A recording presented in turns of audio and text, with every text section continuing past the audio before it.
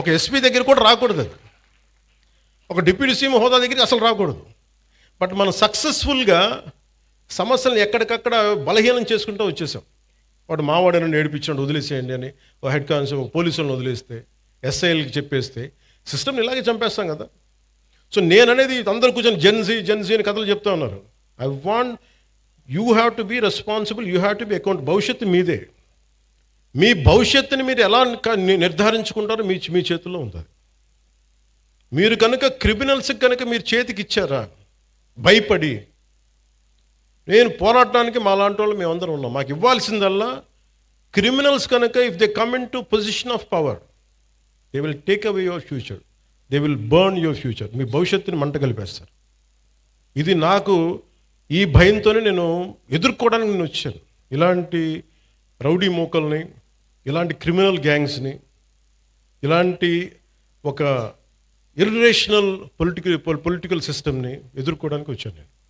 నాకు గెలుస్తానో లేదో తెలియదు, మళ్ళీ గెలుస్తానో లేదో తెలియదు, మళ్ళీ ఓడిపోతానో లేదో తెలియదు, నాకు ఇవేం తెలియదు. నాకు ఒక్కటే తెలుసు, మీకోసం పోట్లాడగలను జీవితకాలం, అదొకటి తెలుసు.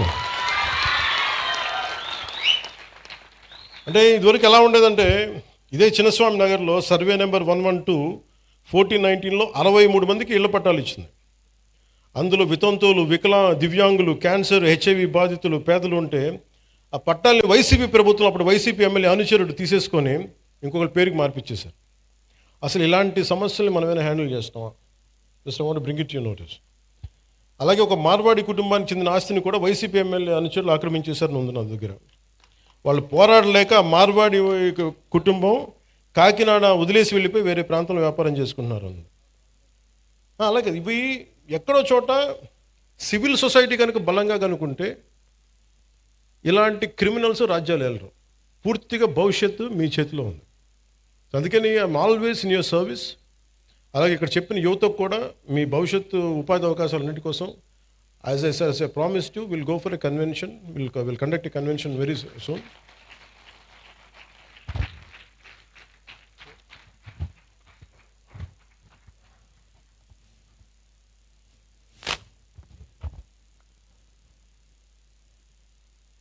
నాకు మొన్న ఇప్పుడు ఇది కోర్టు పరిధిలో ఉంది కాబట్టి నేను ఒక ఇన్సిడెంట్ మొన్నగా జరుగుతుంది ఫ్యూ డేస్ బ్యాక్.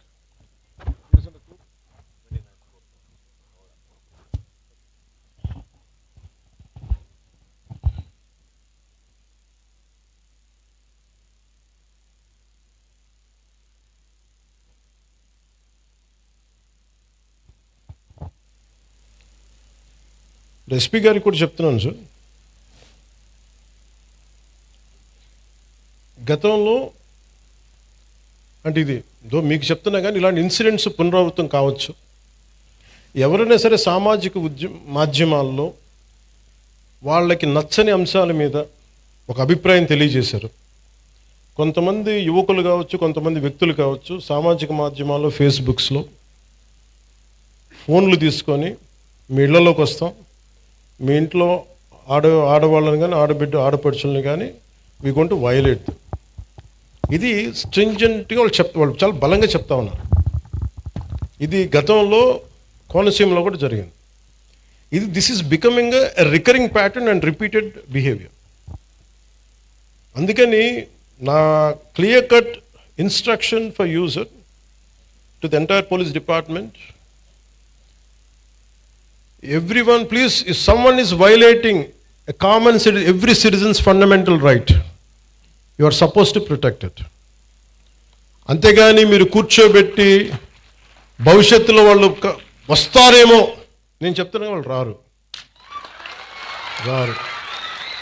దేనికంటే క్రిమినల్స్ని మేము ఎంకరేజ్ చేయం. This is my commitment. Criminals should not be encouraged, should not rule అస్.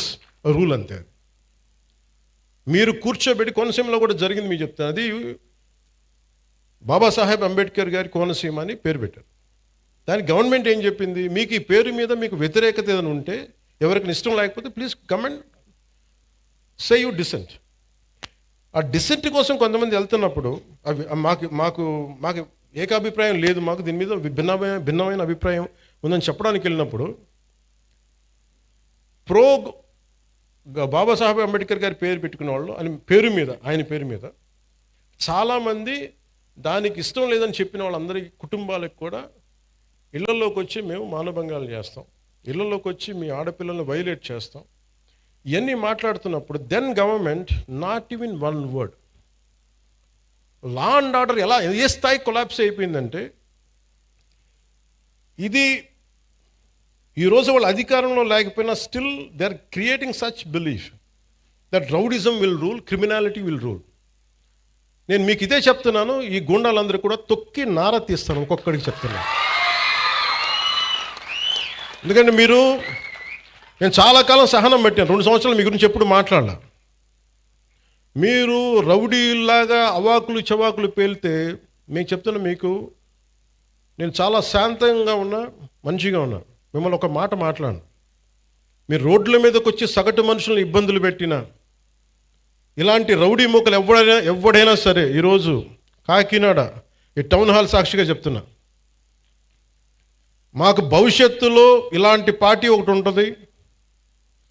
మాకు చిన్న వయసులో మేము పొడి చేసినా మమ్మల్ని రక్షించే మాకు ఒక వ్యక్తి ఉన్నాడు అని మీరు ఎవరన్నా అనుకుంటే, మిమ్మల్ని వాళ్ళు ఎవరూ రక్షించలేరు.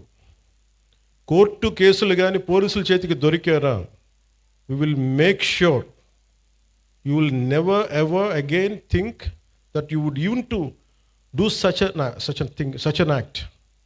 మీరు ఆలోచించడానికి కూడా భయపడాలి.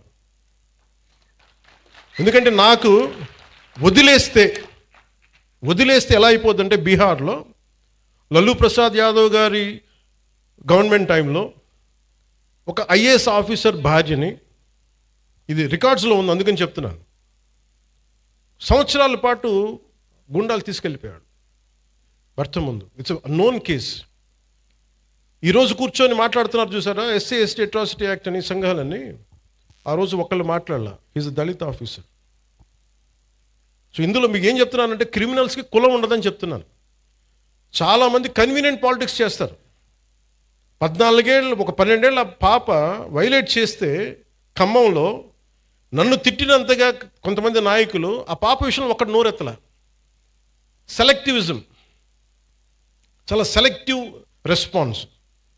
నేను అలా నేను అన్నిటికీ రెస్పాండ్ అవుతాను.